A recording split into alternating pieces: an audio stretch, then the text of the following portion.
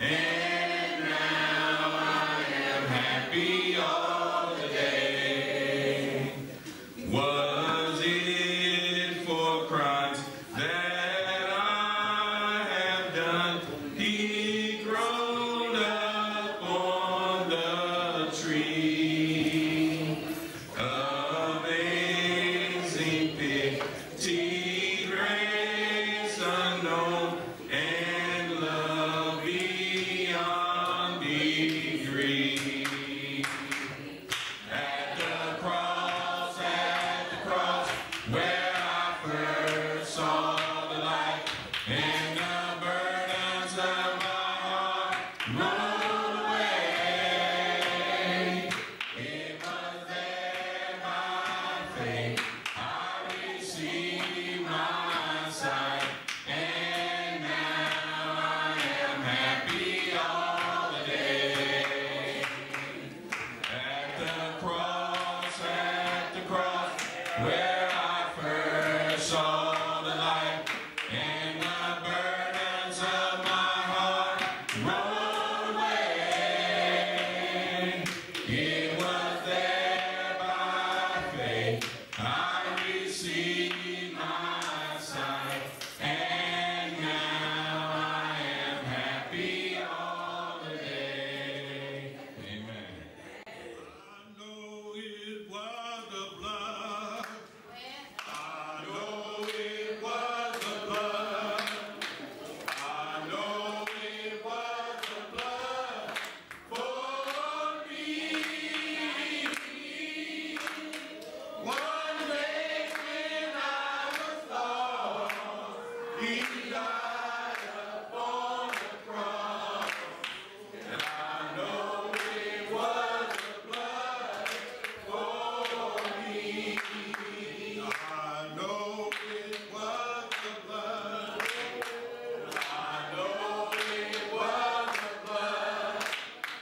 I know it was the blood for me. One day when I was lost, Jesus died upon the cross. And I know it was the blood for me. Coming back again.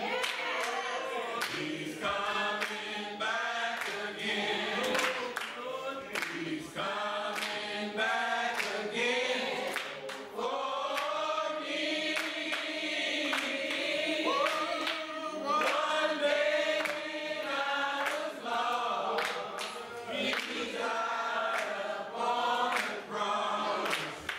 I know it was the blood for me.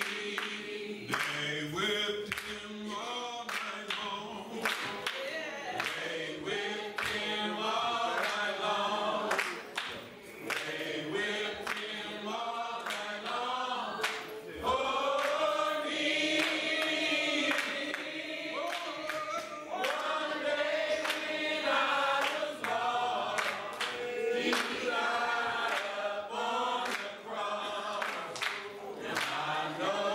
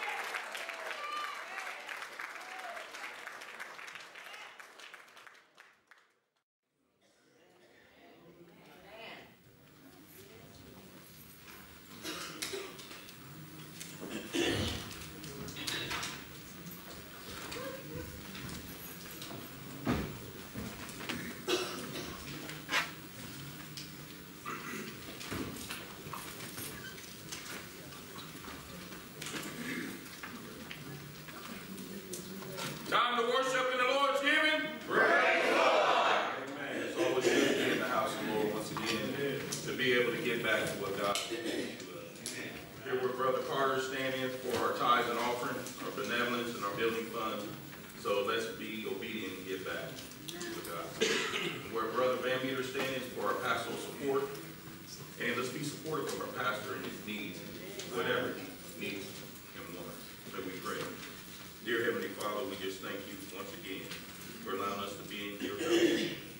We thank you for these gifts, that it may be used for the uplifting of your kingdom. Bless the ones that had to give, and bless the ones that had to meet. In your Son, Jesus' name, forevermore. Thank God. Amen. Amen. Amen.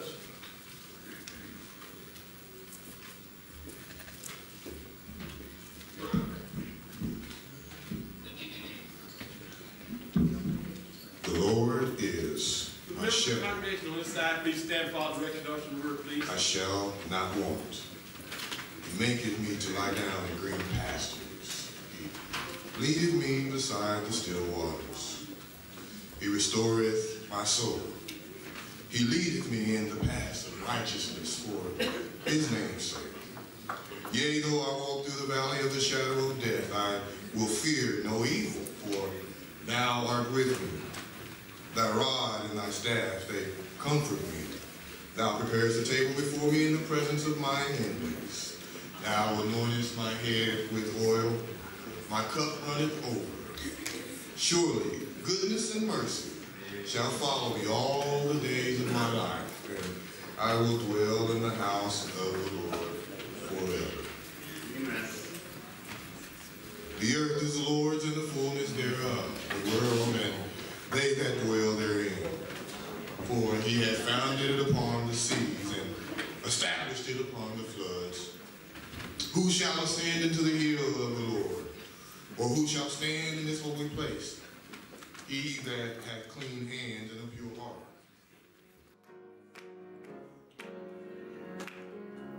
Everything else fails.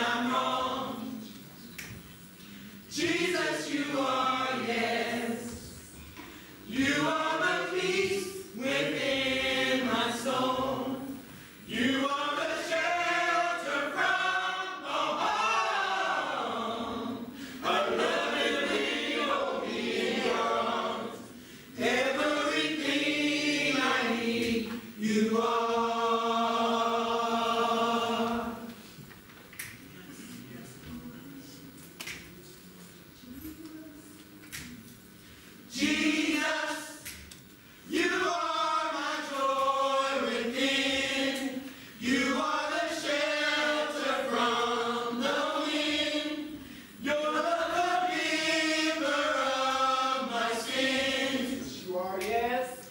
Jesus, you are, yes. Where can I go? Who can I call? Who's there to catch me when I fall? Your hands that hold me through it all. Everything I need, you are.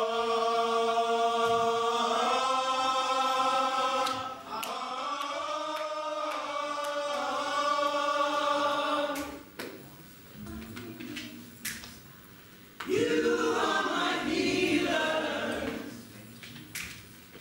Thank you, Jesus. You are my shelter.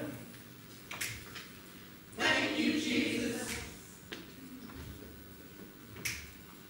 You are my lawyer. Thank you, Jesus. You're my provider. Thank you, Jesus.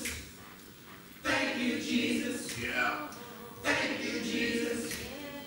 Thank you, Jesus. Thank you, Jesus. Oh, thank you, Jesus. Thank you. Thank you, Jesus. Thank you, Jesus. Thank you, Jesus. Oh, thank you, Jesus. Thank you, Jesus. Thank you, Jesus. Thank you, Jesus. Oh, thank you, Jesus. Thank you, Jesus. Everything I need, you are.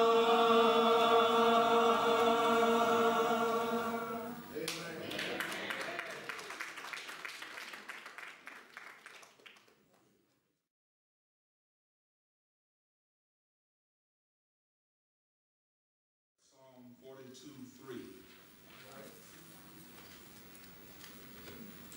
Before we read, we want to have prayer. Lord, just thank you today again for your word. Pray that your presence continue to permeate this place. That you forgive me of my sin, cleanse me from my righteousness. Stand in and speak through me. Let the words of my mouth and the meditation of my heart be acceptable in thy sight, O Lord, my strength, my redeemer. In Jesus' name, amen. Amen. Psalm 42:3.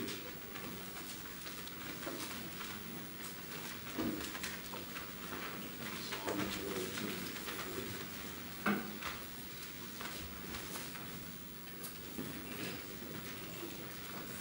Psalm 42:3. Says, my tears have been my meat day and night, while they continually say unto me, where is thy God? We talk about simply, where is your God? Where? Where is your God? In our text we find David faced with the kind of struggle that many are going through today. In David's case, he had been exiled from his kingdom, and he feels he has nowhere to turn. He desires to feel the presence of God within him, but God seems to be nowhere around. Those who are around him were asking the question, where is God? Were really insinuating that God had left him and no longer paid any attention to his prayers. We too desire to feel the presence of God. Amen. There are those that have suggested that God has left us. And perhaps sometimes in our lives, from some of the circumstances that we've had to face, Yes, sir. we may ask ourselves the same question. Okay. Where is God? David is faced with such a dilemma. He remembers the days when he went with the multitude to the house of God. He recalls the voices of praise and joy during the worship experience. But now his haters say, where is thy God now, David? Where is God when you need him?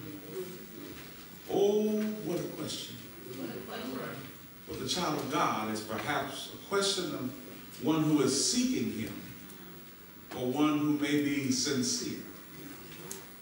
But for the unbeliever, it is perhaps a question of one who is being sarcastic.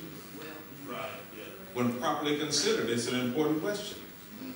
But it's also a dangerous question. Yeah. You want to find yourself in a position where you give the appearance that you're trying to taunt God. Men have pondered to themselves, and great minds have considered, where is God? There are those who need to go back to the beginning of biblical history so that they might gain a more reasonable understanding of just who God really is. Okay. The first declaration of the Bible is a declaration of the eternal being of God. Yes. The first revelation of the Bible is the divine revelation of the eternal existence of God. The first person mentioned in the Bible is God. The first name that appears in the Bible is Jehovah God. The first voice that was ever heard, the voice that broke the silence of the universe, was the voice of God. The first acts recorded in the Bible are the creative acts of God. The first and only pronouncement of God's creative acts as good and very good were made by God. The first man on earth was created and fashioned in the image and likeness of God. Man's first knowledge was the knowledge of God. Man's first knowledge concerning himself and who he is and what he is was told to him by God. Man's first words were taught to him by God. Man's first conversation was held with God. Man's first privilege was granted to him by God. Man's first glimpse was a glimpse of God. Man's first consciousness and his first step was with God. His first stroll was in the Garden of Eden. And then God officiated the first marriage in the Bible. That just so happened to take place between a man and a woman. And let me say that as it was then, it still is now. His divine intention that marriage continue to be between a man and a woman. Man has no right to alter divine intent. Man is not qualified to rule in the courtroom that marriage can now take place between two men and two women who say they love each other. The first chapter of Romans calls it abomination. And Sodom and Gomorrah were destroyed because of it.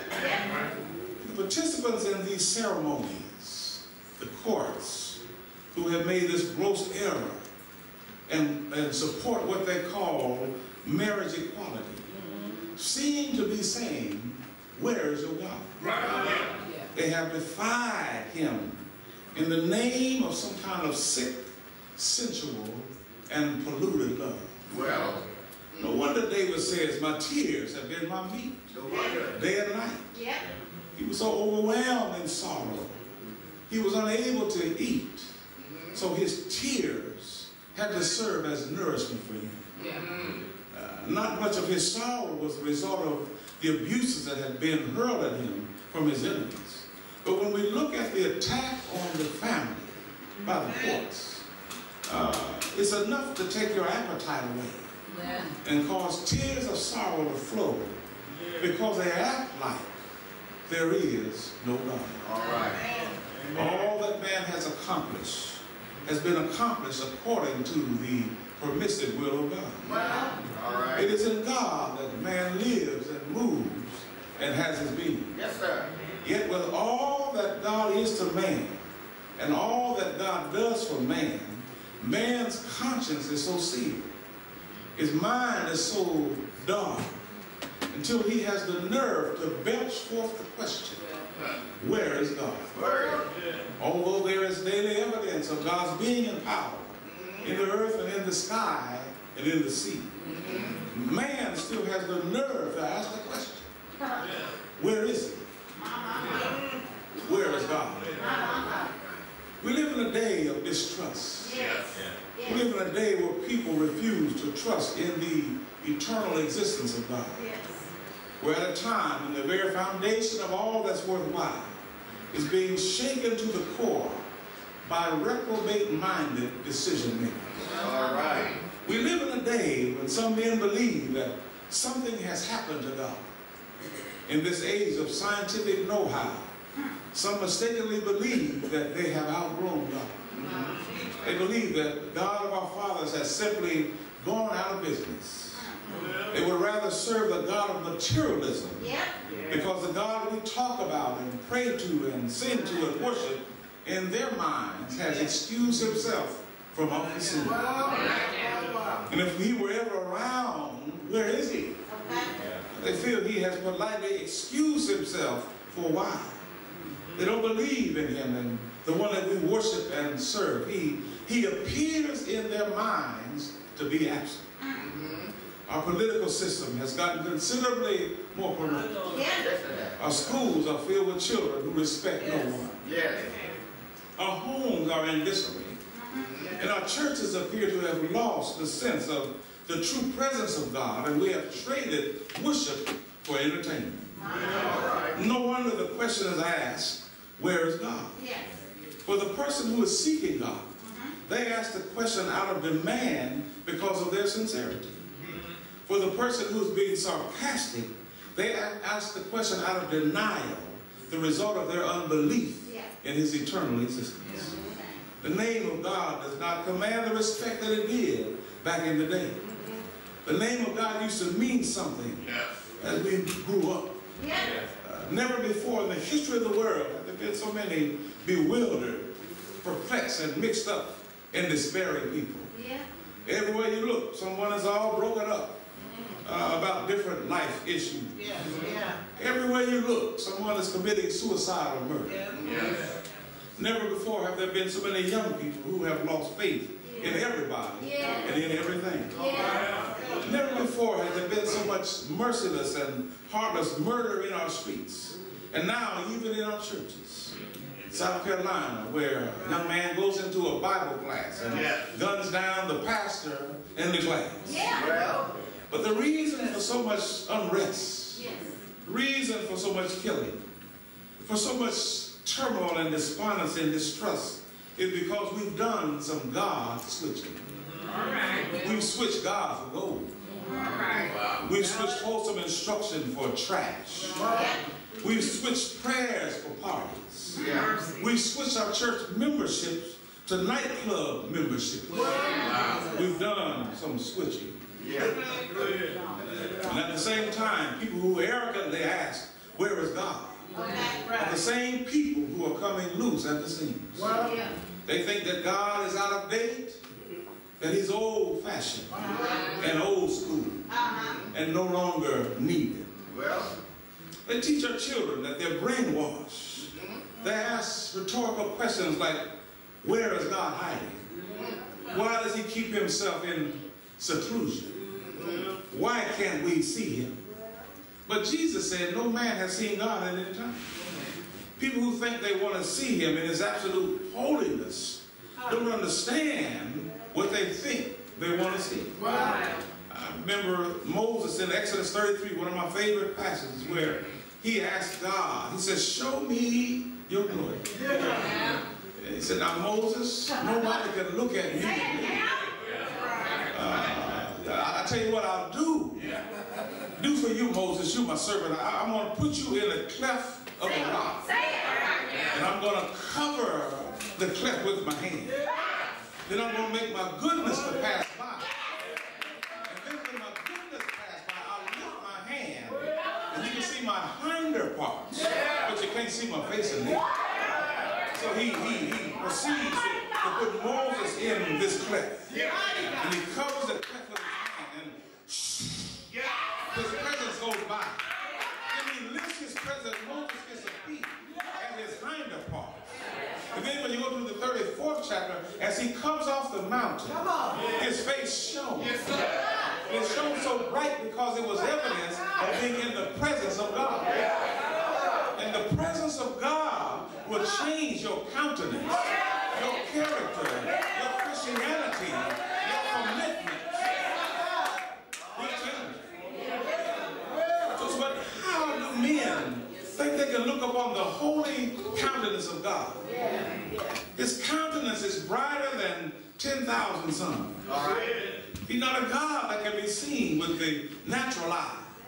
There has to be an eye, a spiritual eye. We accept the fact of orderliness in the universe and the constancy of its operation without question. When night's over, day is coming. When day moves off the scene, night is coming. They take turns and have been taking turns ever since he set it in motion. So why do we want to question the existence and eternality of God? It's absurd to say there is no God simply because you can't see him. You can't see sound, but you listen.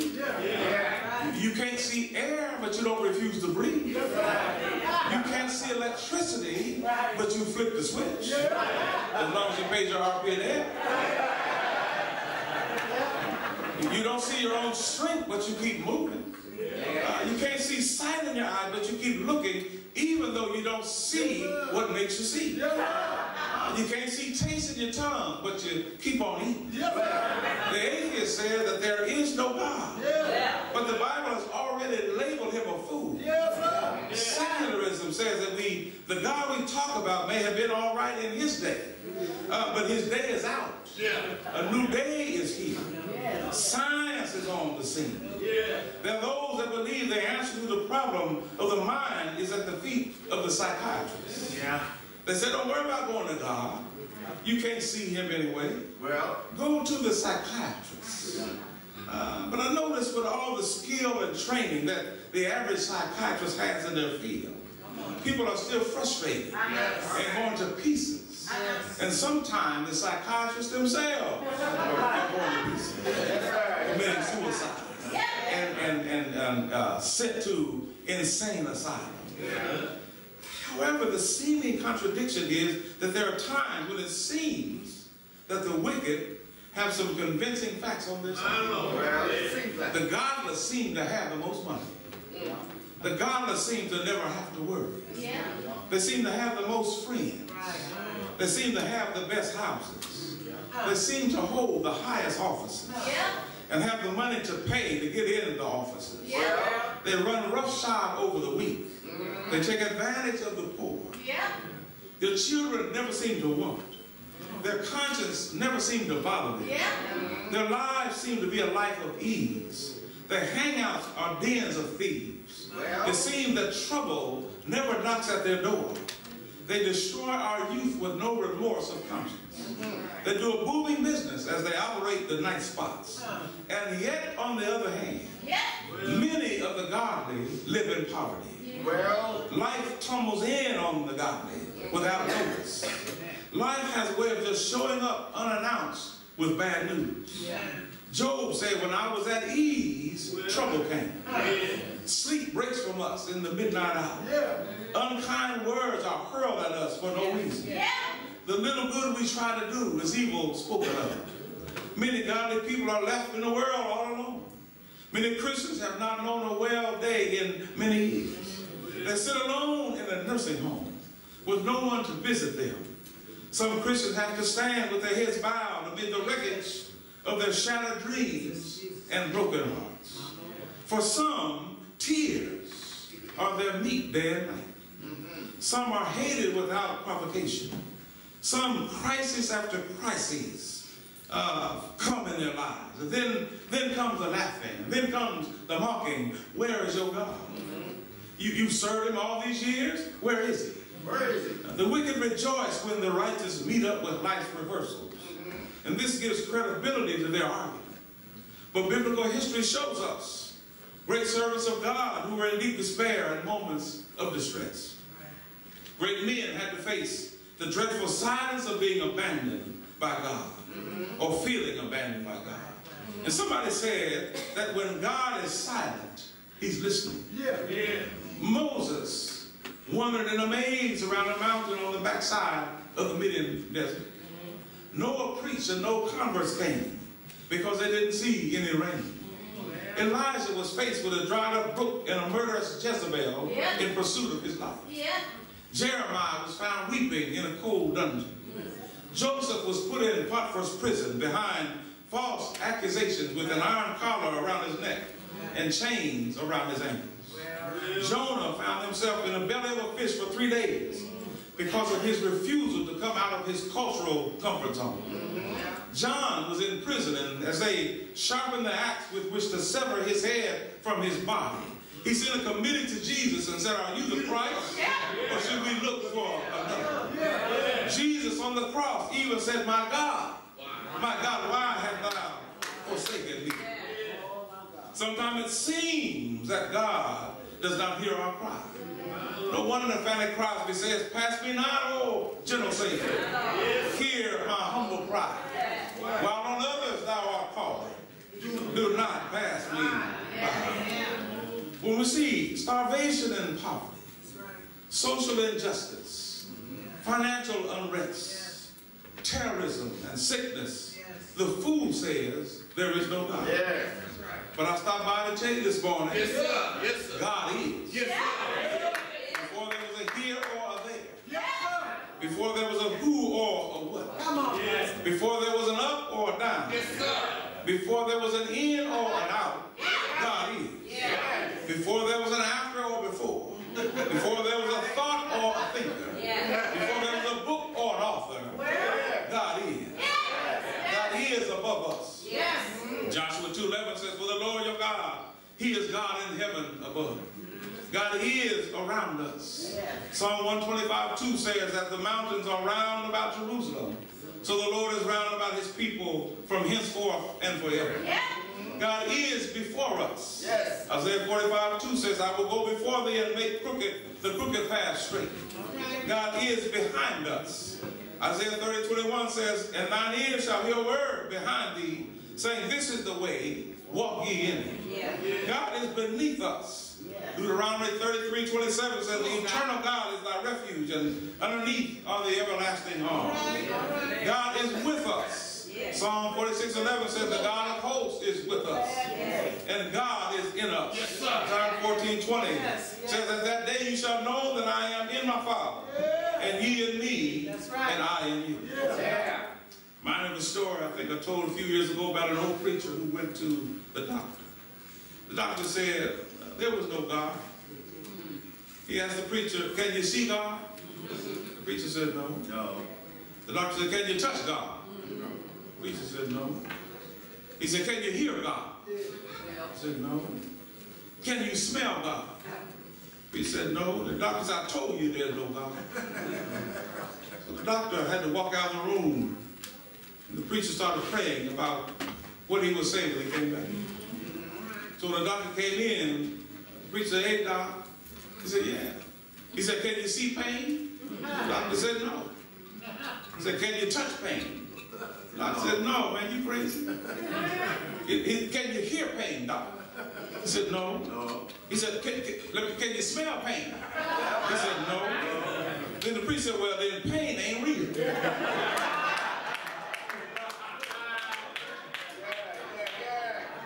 Why you charging my insurance and give me a copay and have me set an appointment if pain ain't real? I said, "Now hold on, Reverend, hold on now." He said, the preacher said, "Well, how do you know?" The doctor said, "Because I know pain is real because sometimes, every once in a while, I can feel it on the inside." And the preacher said, "I was waiting on that, doc. Because even though I'm not able to see God, even though I'm not able to touch God, even though I'm not able to hear God, even though I'm not able to smell God, sometimes I can feel it on the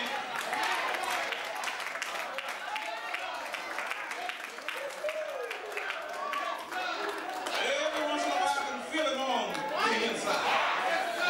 That's why the songwriter said there are some things I may not know. There are some places I can't go. But I'm sure of this one thing. God is real. For I can feel him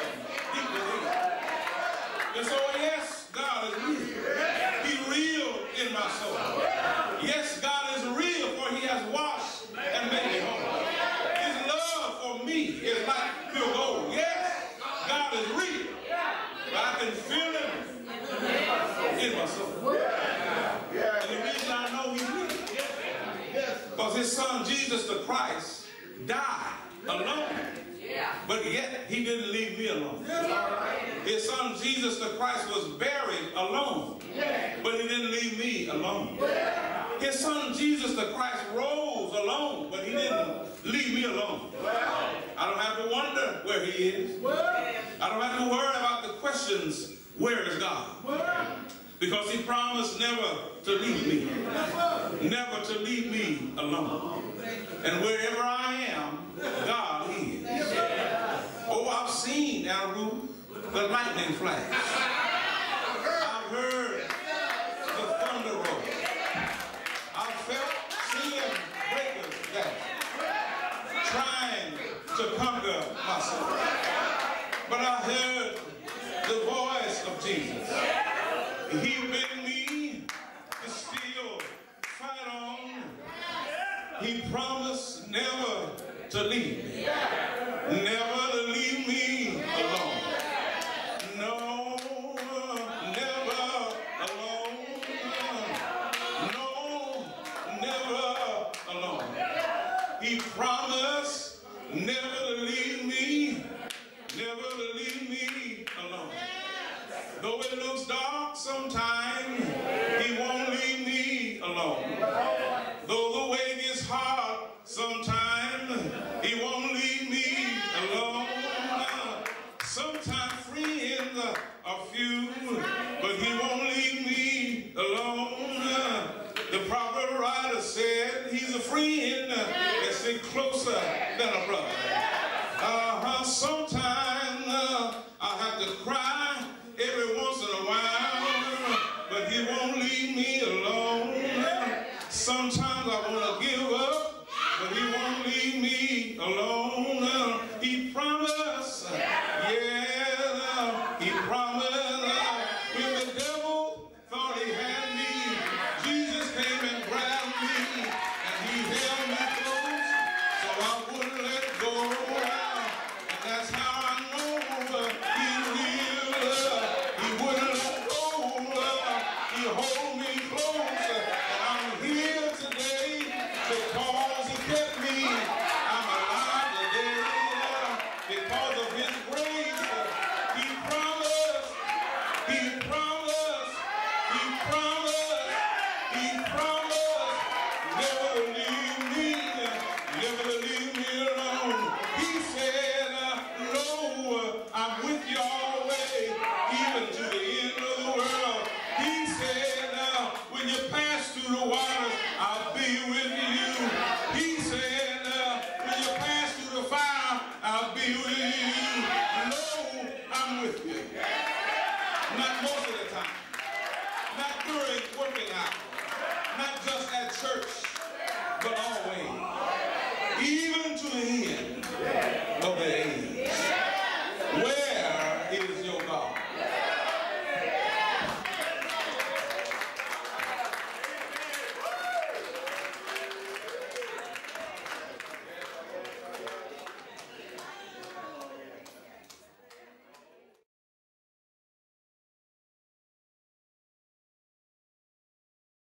Thank you that you're real.